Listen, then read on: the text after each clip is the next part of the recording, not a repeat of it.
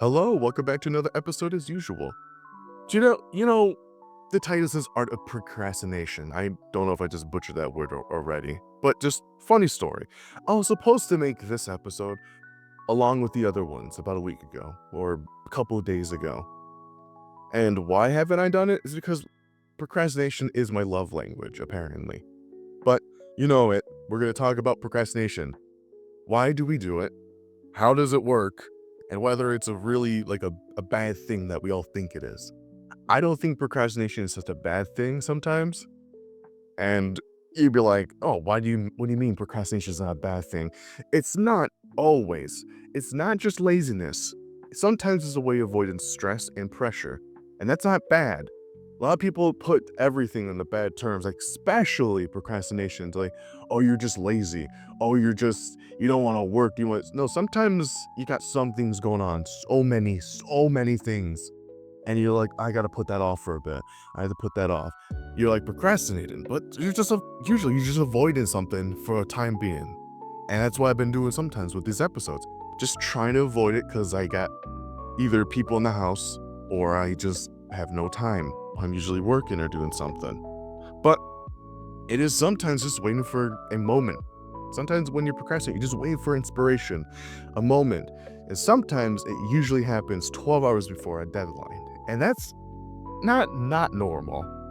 Like we had school projects, everyone here, who've tried to work on them, did revisions of stuff with a group project or by yourself, and you're like, oh my God, how do I write this? This is horrible. And you write it down, you have everything planned out. It's perfect, you think. It was great. But just before, like it's about to be turned in, hours ahead, you have a moment of, oh my God, you were lazy this whole time a bit. And then you really think, you're like, oh my God, I have all these things I need to do all of a sudden, and like I have these ideas I need to put down. That could be for work, that could be for anything. Sometimes procrastination is just waiting for stuff. But let's get into another part of this, the unexpected benefits of procrastination. It's the more structured procrastination. Let's just get into that one. Procrastination helps us focus on other tasks. Like, I may have not finished my project, but I did recognize my spice rack.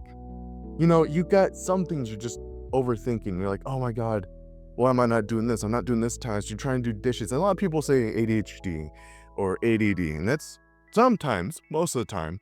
But there's sometimes you're procrastinating one thing, and you're so busy with it, and then you're just doing plans to help get by that, and you're just trying to focus on different things. And sometimes it can be like, oh my God, I have this other thing. I need to organize this real quick because this is important. And a lot of people are like, that is procrastination. Yes, it is. But it's more structured in a sort of way where other tasks, it makes you focus on other ones and not try to focus on this one. Because now you're trying to procrastinate on this task. You're doing other things that are productive in some way to get away from another thing that could either stress you out. It's not bad. We do that. But there's other, like, usually how deadlines can fuel some stuff. Like, deadlines can make you, oh my God, I don't know, it feels creativity. There's some things like a last minute rush. This is spark. Sometimes give you the spark of genius, apparently. You just all of a sudden become Einstein the last minute. It's like, oh my God, why didn't I think about this whole time? Because your brain is just on a rush and you just get all the way through it immediately. That's the best part about procrastination sometimes. That you got that little rush, that dopamine. I think that a lot of us know that feeling when you get to that last rush, you just, let's do it. But there's others like procrastinate. You gotta somehow procrastinate smarter. You'd be like, okay, how's that look? Let me give you tips of managing procrastination. Take breaks into smaller steps that feel less overwhelming. The whole point of procrastination is not to feel overwhelmed sometimes. So you just gotta try to break down steps into smaller little tasks that could bring you to that big one that you're ready for. Set fake deadlines. That's what I do sometimes. I'm like, oh, you have to do this by Tuesday. There's no deadline. There's no like thing pushing me. But you gotta be like, do this by Tuesday. You gotta trick yourself into thinking you have less time. And usually it works. I feel like for some of us that works.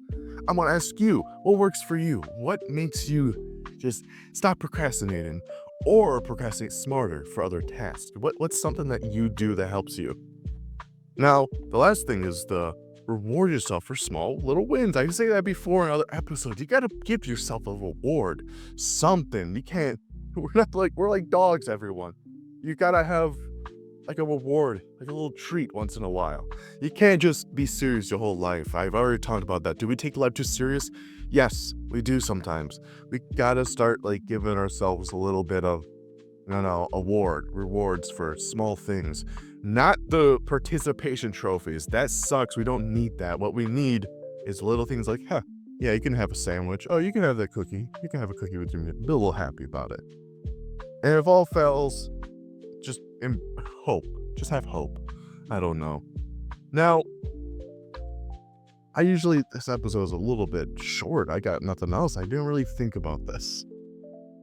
We all have those stories where we procrastinate. And I want to know yours. What is a story, actually? Besides the other comment, too, if you ever leave that. What's a story you have that you procrastinated? This could be something for years. A project. School. Mine's school. Because I've always been around, school for so long. And I do have one for work, too. We procrastinate because sometimes you're afraid. You're just afraid of, if I do this now, I can mess it up and I'll have time later to fix it. Like decisions.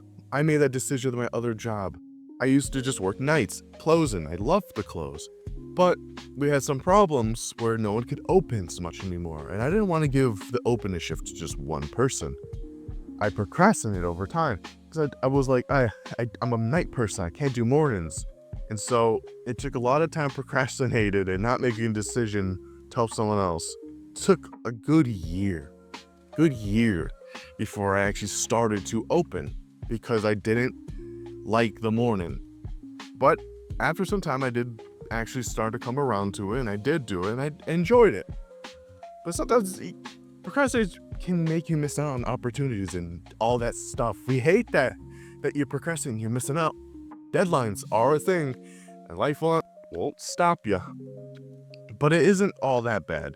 It's just more learning how to work for you instead of against you. You gotta make it work for you. So, if you're procrastinating right now, listen to this podcast. Congrats. You're still being productive in your own way somehow. I don't know if I just called any of you out right there, but you're still being productive in some sort of way. Either you're doing something while listening to me. If you are, hi. But I'm going to try to end this right here. Usually my episodes are really short. This one's shorter than usual. But next time, you know what I'm going to do? Do another problem, another thing that we all can sort of get behind. But I hope you enjoy this episode. Hope procrastinating isn't something you're planning on doing as much, but hope I could really give you some light about it. And I hope you enjoy your day. Toodaloo.